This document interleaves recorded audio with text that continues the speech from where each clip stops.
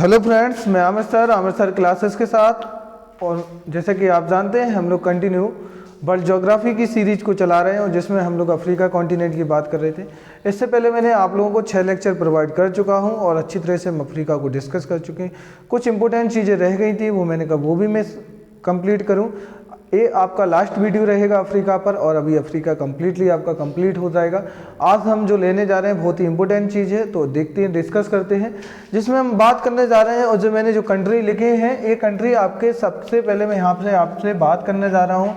मैं बात कर रहा हूँ यहाँ पे आपको सहारा रेगिस्तान की। अभी तक सुने होंगे आप कि विश्व का सबसे बड़ा रेगिस्तान कहाँ पे है, तो विश्व का सबसे बड़ा रेगिस्तान सहारा है। यही है कि विश्व का सबसे बड़ा रेगिस्तान मरुस्थल, बड़ा मरुस्थल या डिजर्ट या रेगिस्तान, कोई भी कुछ भी कहो। सहारा रेगिस्तान विश्व में सबसे बड़ा है। अगर मैं बात करूं इसको किसके हॉट डिजर्ट के हिसाब से, तो हॉट डिजर्ट के हिसाब से सबसे बड़ा है। अगर मैं डिजर्ट के हिसाब से बात करूं कि खाली जगह, जैसे खाली जगह होती उसमें हॉट और मतलब कि उससे कोल्ड से मतलब नहीं है, किसी भी प्रकार का मतलब खाली जगह, खाली मैदान किस जगह पड़ा है, तो आपका अंटार्कटिका आएगा। अंटार्कटिका के बाद दूसरे नंबर पे आर्कटिक आएगा।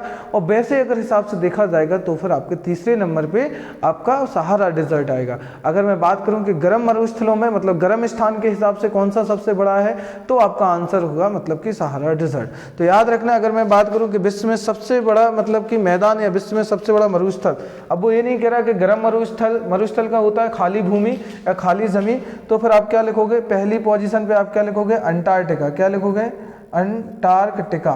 तो इसने ये बात नहीं की है कि गर्म या ठंडा। दूसरे पे आएगा आपका आर्कटिक और तीसरे पे आएगा आपका सहारा मरुस्थल। तो तीसरे पे आएगा। अगर मैं ये बात कर रहा हूं मैं केवल आपको एरिया के हिसाब से, अगर मैं बात करूं कि वो कहे कि गर्म मरुस्थल या हॉट डिजर्ट विश्व में सबसे बड़ा कौन सा है, गर्म मरुस्थल कौन सा है, तो आपका होगा यहाँ पे पश्चिमी सहारा रेगिस्तान। क्या होगा यहाँ पे स्पेशल, पश्चिमी सहारा रेगिस्तान। तो यहाँ पे पश्चिमी सहारा रेगिस्तान मतलब कि यहाँ पे वेस्टर्न हॉट डिजर्ट की बात कर रहा हूँ। वेस्टर्न जो हॉट डिजर्ट है मतलब पश्चिमी सहारा रेगिस्तान है, ये आपका अफ्रीका में आता है और विश्व का सबसे बड़ा है, मतलब विश्व का हॉट डिजर्ट के हिसाब से सबसे बड़ा है। बाकी आप समझ गए होंगे और जो मैं बातें बोल रहा हूँ वो भी आप लिखते जाइएगा। अब मैं बात करूँ यहाँ पे अफ्रीका जो मतलब कि ये सहारा डिजर्ट है, पश्चिमी सहारा रेगिस्तान है, ये इसका अगर मैं क्षेत्रफल या एरिया के हिसाब से बात करूं तो लगभग एक मतलब चाइना के बराबर, जो चाइना आपको पता है कि अगर मैं एरिया वाइज के हिसाब से बात करूं, क्षेत्रफल के जनसंख्या में तो फर्स्ट पोजीशन पे है। अगर एरिया के हिसाब से बात करूं तो आपके तीसरे नंबर पे आएगा, किसने नंबर, पहले पे आएगा आपका कौन सा, रसिया, और रसिया के बाद दूसरे पे आएगा आपका कौन सा, कनाडा, कनाडा के बाद फिर आएगा अमेरिका, चौथे नंबर पे। अगर क्षेत्रफल के हिसाब से बात करूं तो सबसे बड़ा विश्व में कौन सा कंट्री है, तो विश्व में सबसे बड़ा जो कंट्री है वो है आपका रसिया। सेकंड पोजीशन पे आता है आपका कनाडा, थर्ड पोजीशन पे आता है यूएसए मतलब कि अमेरिका। पहले अमेरिका नहीं था, मैं बता दूं, जब से इसने अलास्का का और ये वाला पार्ट कौन सा, ये मतलब ये हवाई द्वीप, हवाई आइलैंड, क्योंकि अब अमेरिका में पहले जो यूएसए है उसमें पहले 48 कंट्री हुआ करते थे, अभी प्रेजेंट में इसमें अमेरिका में 50 कंट्री है। और जिसमें इसने क्या किया है अभी, मतलब अलास्का वाला पार्ट रसिया से खरीद लिया है और हवाई वाला भी हिस्सा खरीद लिया है, जिससे अभी प्रेजेंट में 49वां हिस्सा आपका जो बना है वो आपका बना है मतलब अलास्का, और 50वां स्टेट जो राज्य बना वो हवाई। ऐसे करके अमेरिका में टोटल 50 स्टेट है, मतलब कि 50 कंट्री है, 50 छोटी छोटी से स्टेट बोल सकते हैं, अमेरिका खुद एक कंट्री है। तो ऐसे करके अमेरिका की मतलब कि क्षेत्रफल के हिसाब से तीसरी पोजीशन आती है। अगर मैं बात करूं कि क्षेत्रफल के हिसाब से इसकी कौन सी पोजीशन आती है, चाइना की तो चौथी पोजीशन है।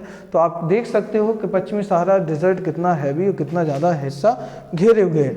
अब मैं बात करूं कि पश्चिमी सहारा रेगिस्तान में कौन कौन से कंट्री, अगर मैं देश की बात करूं कि कौन कौन से देश आते हैं, तो इसमें टोटल 11 कंट्री आते हैं। कितने देश आते हैं वो ठीक है, अभी कोई कंफर्म ऐसा तो है नहीं, और भी हिस्से पे फैला हुआ है, लेकिन ज़्यादातर जिन कंट्रियों की बात करूं तो आपके 11 देश आते हैं। तो एक बार आप लिख लेना, मैंने यहाँ पे मैप पे भी बना के रखा है, तो एक बार ध्यान से देखो। यहाँ पे पश्चिमी सहारा पहला, नंबर 1 मॉरिटानिया 2, मोरक्को 3, अल्जीरिया 4, माली 5, नाइजर 6, लीबिया 7, ट्यूनीसिया 8, और यहाँ पे चाड 9 और सूडान 10 और मिस्र 11। तो ऐसे करके ये 11 कंट्रियों में ये फैला हुआ है। तो 11 कंट्रियों में इसका विस्तार है और ये फैला हुआ है और विश्व का सबसे बड़ा रेगिस्तान है। और इसी डिज़र्ट में लगभग अगर देखा जाए तो यहाँ पे बहुत अच्छी खासी मात्रा में यहाँ पे जो चीज़ें मिलती हैं आपको, मतलब खेती इतना अच्छा नहीं होता यहाँ पे ये वाले हिस्से पे, लेकिन हाँ अगर मैं बात करूँ कि यहाँ पे माउंटेन भी अच्छी खासी मात्रा में है और झीलें भी हैं यहाँ पे, लेकिन फिर भी यहाँ पे पानी की कमी है बहुत ज़्यादा। इस वाले हिस्से में सिर्फ एक ही झील यहाँ पे सबसे बड़ी जो झील आती है उसकी मैं चर्चा करूँगा थोड़ा सा, और वो आपकी झील आती है चाड में। यहाँ पे एक बड़ी झील है और जिसका नाम है चाड झील। चाड कंट्री में चाड झील के नाम से ही फेमस है। क्या है? चाड जो कंट्री है, चाड में चाड झील से नाम से ही फेमस है। और इस पूरे एरिया में यहाँ क्या पानी की जो कमी होती है, पानी की जो सप्लाई ये पूरी करती है। पानी का अच्छा खासा ये प्रोडक्शन इन कंट्रियों में भेजा जाता है। तो ये एरिया है, आपको थोड़ा सा ये याद रखना। तो पश्चिमी सहारा आप समझ गए होंगे कि कौन है। अब मैं बात करूँ यहाँ का सबसे ज़्यादा, मतलब कि पूरे अफ्रीका क्या पूरे वर्ल्ड में सबसे ज़्यादा टेम्परेचर कहाँ, तो अल्जीरिया में एक जगह है अल्जीजिया। यहाँ पे एक जगह है, यहाँ पे अल्जीरिया में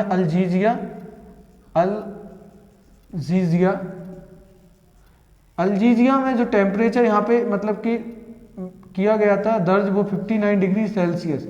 तो ये विश्व का अभी तक का सबसे ज़्यादा हॉट टेम्परेचर, मतलब कि यहाँ पे अभी 59 डिग्री सेल्सियस टेम्परेचर यहाँ पे अभी दर्ज किया गया है। तो इसलिए विश्व का सबसे ज़्यादा जो जगह आती है गर्म हॉट प्लेस जो माना जाता है वो अल्जीजिया माना जाता है। तो ये फैक्ट है इसके, इंपॉर्टेंट है। बाकी में पश्चिमी सहारा का इतना सफिशिएंट है, आप पढ़ोगे कि कौन कौन से कंट्री आते हैं, कैसी पोजीशन है, किसके बराबर है, वो इंपॉर्टेंट रहेगा। अगली मैं बात करता हूँ, यहाँ पे इंपॉर्टेंट क्षेत्र है, देखो यहाँ पे इसके जो नीचे वाला जो हिस्सा आप देख रहे हो, इसके जो नीचे वाला मिलेगा ये वाला, इसका देखो ये इन कंट्रियों का दक्षिण वाला हिस्सा ले लो ऐसे करके, ये वाला ऐसे। तो इस हिस्से को बोलते हैं साहिल क्षेत्र। क्या बोलते हैं? ये वाला हिस्सा कहलाता है आपका मतलब सहारा डिजर्ट, और ये वाला हिस्सा आपका कहलाता है साहिल क्षेत्र। बात आती है साहिल क्षेत्र क्या है, तो थोड़ा ध्यान से देखना। साहिल क्षेत्र, साहिल क्षेत्र में आपके समथिंग आपके 10 कंट्री हैं यहाँ पे। साहिल क्षेत्र की पहले हम पोजीशन समझ लें कौन कौन से कंट्री हैं। तो यहाँ पे देखो इसमें जो कंट्री आएगा, एक यहाँ पे एक कंट्री ऐसे करके, इसका नाम है सेनेगल। तो पहला कंट्री यहाँ पे आपको सेनेगल मिलेगा। सेनेगल के बाद मारितानिया। तो मारितानिया का ये वाला हिस्सा मिलेगा, इतना हिस्सा आता है दक्षिणी मारितानिया। फिर दक्षिणी माली का भी हिस्सा आएगा यहाँ पे तो सेनेगल, मारितानिया, माली, नाइजर। तो नाइजर का ये वाला हिस्सा आता है। और चाड का ये झील भी साहिल क्षेत्र में आती है। ये झील क्या, तो ये झील पश्चिमी सहारा में, मतलब कि सहारा डिजर्ट में भी आती है और साहिल क्षेत्र में भी आती है। बात मैं करता हूँ अभी आगे करता हूँ। तो देखो एक यहाँ पे कंट्री नाइजर के बगल में बुर्किना फासो। तो बुर्किना फासो का भी हिस्सा आता है। और बुर्किना फासो के बाद यहाँ पे आप देखोगे चाड के बाद यहाँ पे इस वाले हिस्से पे सूडान। तो सूडान वाला हिस्सा भी आता है। यहाँ पे आपका इथोपिया, क्या है ये? इथोपिया। तो इथोपिया भी आता है। और इथोपिया के बाद यहाँ पे ये वाला हिस्सा क्या है आपका? सोमालिया। तो इसमें सोमालिया भी काउंट किया जाता है। तो इतने कंट्री हैं इसमें, सोमालिया आएगा, बुर्किना फासो आएगा। यहाँ पे फिर एक कंट्री और है नाइजर के नीचे, नाइजीरिया है ये वाला, यहाँ पे नाइजीरिया है। तो ये वाला भी कंट्री आता है। तो यहाँ पे देखिए मैंने लिखा है, तो आप लिख लेना और मैपिंग पे बना लेना। अब बात आती है साहिल क्षेत्र है क्या। मैं बता दूं साहिल एक ग्रुप है जो मतलब कि अफ्रीका कंट्रियों के साथ में एक एग्रीमेंट साइन किया गया था, क्योंकि यहाँ पे बहुत सारी पानी की कमी है। वाटर यहाँ पे अच्छी खासी मात्रा में नहीं हो पाता है, क्योंकि ज़्यादातर हिस्से पे डिजर्ट है और यहाँ पे बीच में कोई ऐसा माउंटेन नहीं मिलता। माउंटेन मिलेगा तो मैं बता चुका हूँ, यहाँ पे एटलस पर्वत मिलता है। तो वो जो कि अफ्रीका के पश्चिमी सहारा के उत्तर में स्थित है, नॉर्थ पार्ट में स्थित है, जो मतलब कि सिचुएटेड है, जो आपके मतलब भूमध्य सागर से लगा हुआ है और इस तरफ अटलांटिक महासागर है। अब प्रॉब्लम ये होती है जब भी हवाएं यहाँ चलती हैं, और जो पानी यहाँ बरसाना चाहिए था यहाँ पे, या बारिश करनी चाहिए, यहाँ पे बारिश नहीं करवा पाती हैं। और कंटिन्यू ये हवाएं मतलब कि चलती रहती हैं, और जिस हिस्से पे मतलब पर्वत टकराए तो करेगी कुछ हल्की फुल्की बारिश कराती जाती हैं, अन्यथा यहाँ पे कोई ऐसी बारिश नहीं कराती। ज़्यादातर यहाँ पे हवाएं जो चलती हैं वो धूल भरी, क्योंकि धूल ही है यहाँ पे ज़्यादातर, या रेतीली हवाएं चलती हैं, और ज़्यादातर गर्म हवाएं यहाँ पे चलती हैं, जिस वजह से एरिया खाली रहता है। यहाँ पे सबसे ज़्यादा मैं बात करूँ, कभी मैंने बात भी की थी उस झील की जिसका नाम है चाड। तो चाड झील में पानी सारा साल रहता है। यहाँ पे पानी रहता है अच्छा खासा, जिसके साथ यहाँ पे इन सारे कंट्रियों ने जो ये साहिल क्षेत्र, ये नाम दिया गया एरिया को साहिल क्षेत्र का, इन कंट्रियों ने एग्रीमेंट साइन किया। और ऐसे करके हर एक क्षेत्र में क्या बिछाई गई है, यहाँ पे साहिल क्षेत्र में क्या पाइपलाइन बिछाई गई है। क्या? पाइपलाइन। पाइपलाइन किस लिए? पानी के लिए। पाइपलाइन बिछाई गई है, पानी को शेयर करेंगे, क्या करेंगे? वाटर को शेयर करेंगे, पानी को, जो पानी है साझा करेंगे, पानी को साझा करेंगे और एक मतलब एग्रीमेंट है कि सभी को बराबर पानी दिया जाएगा, किससे? चाड झील से। तो ये जो साहिल का क्षेत्र है चाड झील से ये एग्रीमेंट है। बाकी आप एक बार साहिल क्षेत्र का एग्रीमेंट इंटरनेट पे जाके देख भी सकते हो, आपको गूगल मारना या विकिपीडिया वगैरह पे मिल जाएगा पढ़ने को अच्छा खासा, तो एक बार थोड़ा स्टडी कर लेना। बाकी कौन कौन से कंट्री हैं आप ये याद रखिए। तो ये आपने मेरे साथ देखा अभी, सहारा रेगिस्तान देखा, साहिल का क्षेत्र। तो ऊपरी वाले हिस्से पे सहारा रेगिस्तान है वाले हिस्से पे, और इस वाले हिस्से को साहिल का क्षेत्र कहते हैं। तो ये भी चीज़ यहाँ पे याद रखना। और यहाँ पे एक झील आती है और क्वेश्चन बनता भी है कि कौन सी झील आती है इस क्षेत्र में जो पूरे इस क्षेत्र में पानी की कमी को दूर करती है, तो वो आपकी है चाड झील। आप मेरे साथ, अब मैं अगले पार्ट की बात करता हूं जिसमें हम बात कर रहे हैं अफ्रीका की जनजातियां। आप जानते हैं इसे जनजातियों का महाद्वीप के नाम से भी जानते हैं, मैंने इसके कुछ नाम बताए थे, और नाम बताए थे कि अफ्रीका को अंध महाद्वीप कहा जाता है। अंध महाद्वीप के साथ साथ इसे भविष्य का भी महाद्वीप कहा जाता है, क्योंकि इसमें बहुत सारे ऐसे रिसोर्सेस हैं जो आने वाले फ्यूचर में हमें बहुत काम आएंगे। और इसको क्या जनजातियों का महाद्वीप भी कहा जाता है। और ये भी कहा जाता है सबसे पहले इंसानों की उत्पत्ति यहीं से होती है, जो मानव है मतलब जो ह्यूमन है यहीं पे इनका मिलता है। ये मतलब इनका जो बॉडी का जो मिला था पार्ट, सबसे पहले यहीं पे इनका ओरिजिन माना जाता है कि शायद यहाँ पे सबसे पहले मनुष्यों की उत्पत्ति हुई हो। ये सारे कॉन्सेप्ट हैं अभी दिए हैं, वो ठीक है जिस बेस पे माने अपने अपनी जगह पे। तो ये सारी चीज़ें हैं। अब मैं बात करूँ यहाँ पे आज भी बहुत सारी जनजातियाँ पाई जाती हैं, तो उन्हीं जनजातियों को देखेंगे एक नज़र में। देखिए यहाँ पे बर्बर जनजाति आपके उत्तरी अफ्रीका मतलब कि इस वाले हिस्से पे सहारा। मैं बात करूं मोरक्को, अल्जीरिया, ट्यूनीसिया, लीबिया, इन कंट्रियों में बर्बर जनजातियां मिलती हैं। इसलिए उत्तरी अफ्रीका सहारा वाले डिजर्ट में, सहारा डिजर्ट है जो सहारा रेगिस्तान वाले हिस्से में बर्बर जनजातियां रहती हैं। तो याद रखना कि बर्बर जनजाति कहाँ रहती है, तो उत्तरी अफ्रीका वाले हिस्से में बर्बर जनजाति मिलेगी। बात करूं फैल्ला की, फैल्ला क्या है? फैल्ला आपके स्पेशल मिस्र में मिलेंगे, और जो एक कृषक ग्रुप है तो फैल्ला जो मिलते हैं वो आपके मिस्र कंट्री में मिलते हैं। फैल्ला एक क्या है? कृषक, किसानों का एक ग्रुप है जिन्हें हम फैल्ला कहते हैं। फूला आपके सूडान में मिलेंगे, जो सूडान जो कंट्री है इसमें इनको फूला। फिर मैं अगली बात कहूँ फुलैनी और हाउसा, ये नाइजीरिया मिलेंगे, जो नाइजीरिया कहने कंट्री जो बनाया है वाला हिस्से पे नाइजीरिया है। यहाँ पे आपकी दो जनजातियाँ मिलती हैं जिनका नाम फुलैनी और हाउसा है, तो ये नाइजीरिया में पाई जाती है। हॉन्टेनटॉड दक्षिण पश्चिम अफ्रीका, तो दक्षिण पश्चिम अफ्रीका का कौन सा हिस्सा आएगा? ये वाला हिस्सा।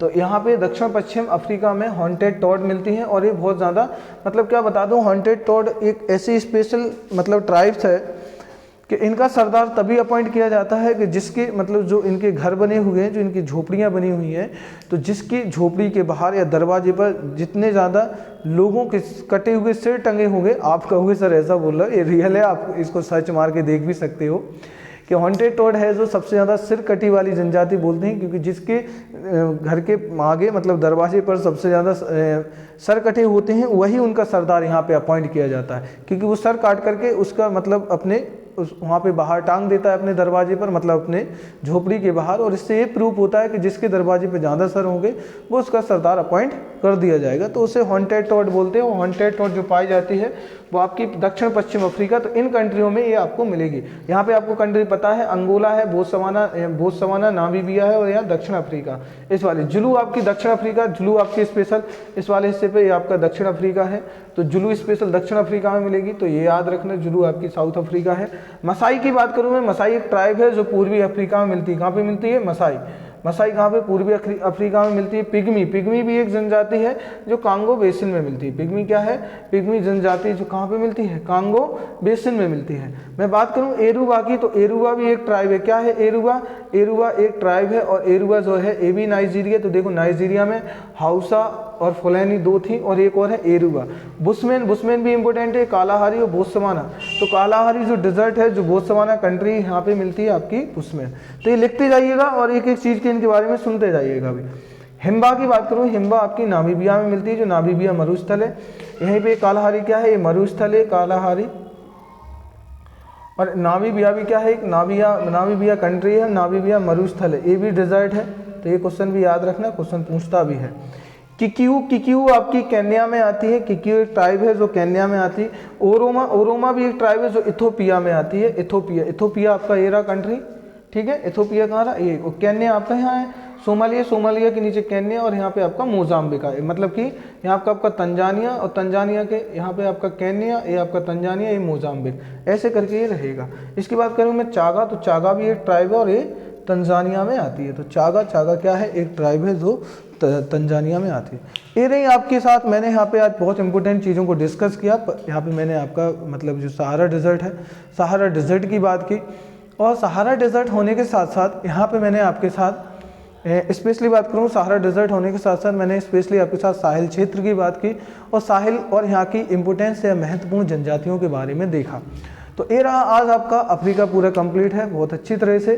नेक्स्ट कॉन्टिनेंट आपके जो अभी मतलब कि आपके कॉन्टिनेंट उत्तर अमेरिका कंप्लीट करवा चुका हूँ, दक्षिण अमेरिका भी कंप्लीट हो चुका है, आपका ऑस्ट्रेलिया कंप्लीट हो चुका है और अफ्रीका भी आज कंप्लीट हो चुका है। नेक्स्ट कॉन्टिनेंट में देखता हूँ या तो मैं आपका और एशिया लूँगा, यूरोप लेता हूँ, लेकिन मैं इससे पहले एक आध, क्योंकि अंटार्कटिका भी लेना है, तो अंटार्कटिका एक लेक्चर में कंप्लीट हो जाएगा। उसमें जो भी चीज़ें इंपॉर्टेंट हैं मैं कोशिश करूँगा कि एक ही लेक्चर में सारी चीज़ों, क्योंकि हमें यहाँ पे स्पेशल प्री प्लस मेंस दोनों को लेकर के चल रहे हैं, तो इसलिए दोनों चीज़ों को हमें देखना पड़ेगा।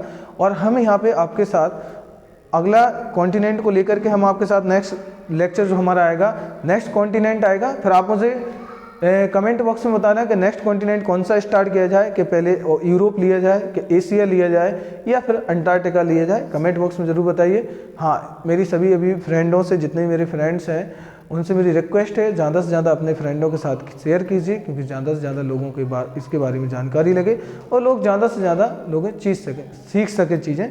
मैं ये ज़रूर कहूँगा कि आप मुझे कमेंट बॉक्स में ये ज़रूर बताइएगा नेक्स्ट कॉन्टिनेंट मैं कौन सा स्टार्ट करूँ।